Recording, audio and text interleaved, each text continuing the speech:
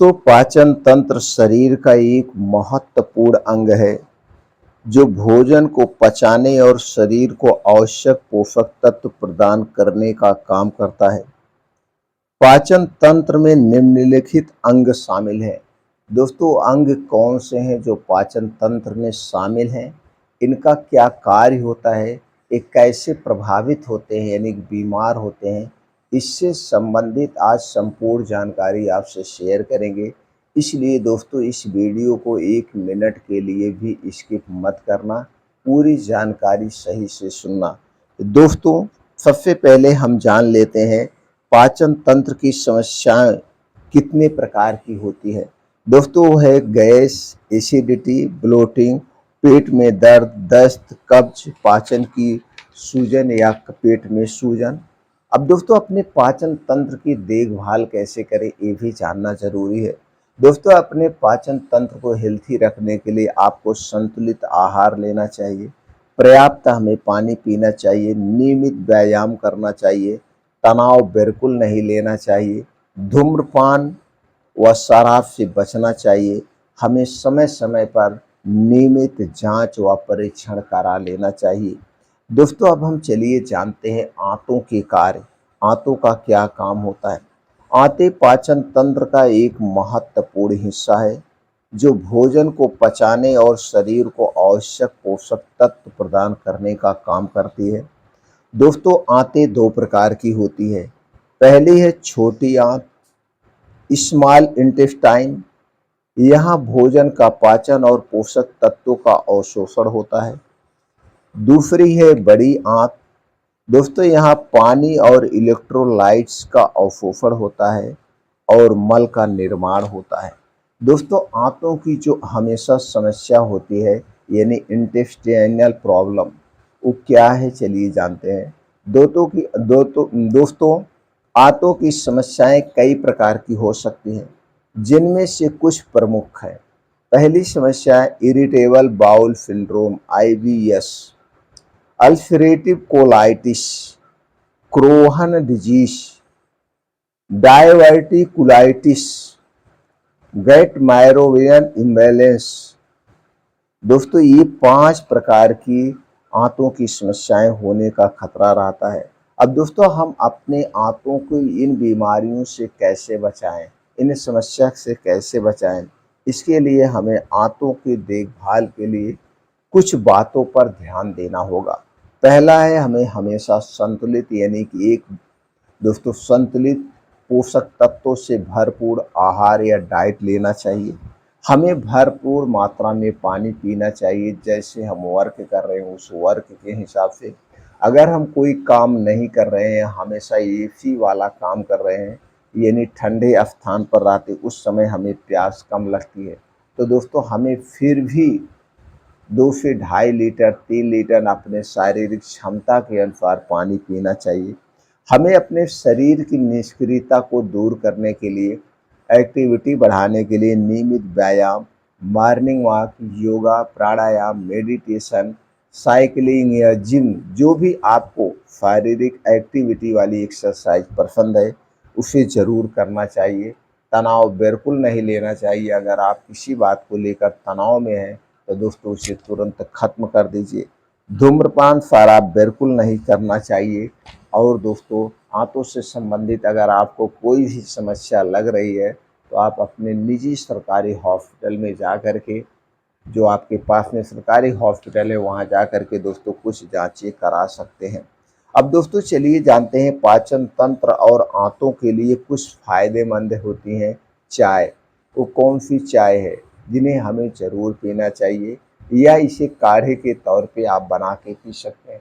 चाय पीते हैं तो भी आपका पाचन तंत्र और आंतें सेफ रहेंगे।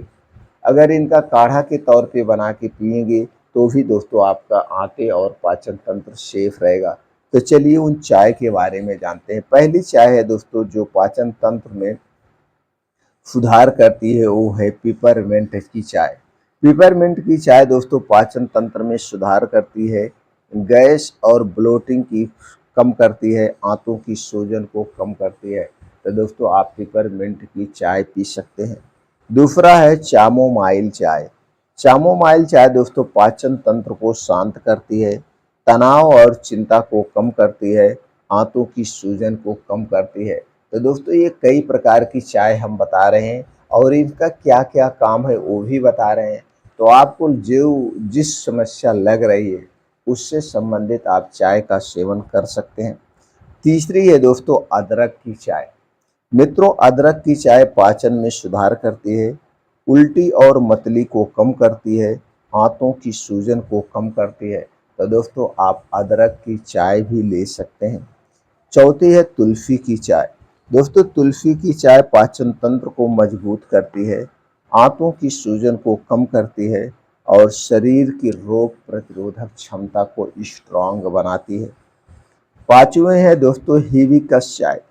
हिबिस्कस चाय पाचन तंत्र में सुधार करती है, रक्तचाप को नियंत्रित करती है और आंतों की सूजन को कम करती है। छठवें है लेमन बॉम चाय। लेमन बॉम चाय बाल्म चाय दोस्तों पाचन तंत्र को शांत करती है, तनाव और चिंता को कम करती है, आंतों की सूजन को कम करती है। सातवीं चाय है दोस्तों फिन्ना चाय। फिन्ना चाय दोस्तों कब्ज को दूर करती है, इसके साथ साथ पाचन तंत्र को मजबूत बनाती है, आंतों की सूजन को कम करती है। आठवीं चाय है दोस्तों फेनुग्रीक चाय। फेनुग्रीक चाय पाचन में सुधार करती है, रक्तचाप को नियंत्रित करती है और आंतों की सूजन को कम करती है। नौवीं चाय है दोस्तों एलोवेरा। एलोवेरा की चाय नहीं बल्कि इसका आप घर पे दोस्तों जूस निकाल के पी सकते हैं। एलोवेरा का जूस पाचन तंत्र को मजबूत बनाने में मदद करता है। यह पाचन में सुधार लाता है, आंतों की सूजन को कम करता है और शरीर की रोग प्रतिरोधक क्षमता को स्ट्रांग बनाता है। अगला चीज है जिसे दोस्तों आयुर्वेद में शरीर के लिए अमृत माना जाता है और यह दोस्तों एक बहुत ही अच्छा रसायन है, वो है त्रिफला का चूर्ण। दोस्तों त्रिफला पाचन तंत्र को मजबूत बनाने में मदद करता है, पाचन में सुधार करता है, आंतों की सूजन को कम करता है और रक्तचाप को नियंत्रित करता है। तो दोस्तों आप त्रिफला का भी प्रयोग कर सकते हैं। अगला है अश्वगंधा की चाय।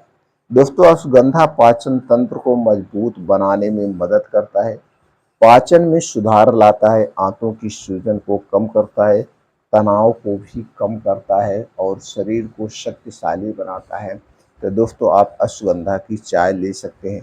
ये जो हमने 10 से 11 प्रकार की चाय का दोस्तों चर्चा की है, ये चाय हमारे स्वास्थ्य के लिए लाभदायक है। और जो आप चाय घर पे बना के पीते हैं चाय वाला, वो चाय हमारे स्वास्थ्य के लिए हानिकारक है, क्योंकि दोस्तों उसमें कैफीन पाया जाता है। कैफीन हमारे स्वास्थ्य के लिए हानिकारक होता है। दोस्तों इन चाय को जब भी बनाना उसमें चीनी का प्रयोग मत करना, इसको एक काढ़े के तौर पे बनाना और प्रयास करना सुबह खाली पेट लेने का। दोस्तों जब सुबह खाली पेट इस चाय का सेवन करना, तो इस चाय को पीने के पहले और चाय पीने के 1.5 से 2 घंटे बाद तक आप किसी भी चीज़ का सेवन मत करना। दोस्तों हम छोटी छोटी जानकारियाँ अपनाकर बड़ी बीमारियों से बच सकते हैं, अपने आप को सेफ रख सकते हैं।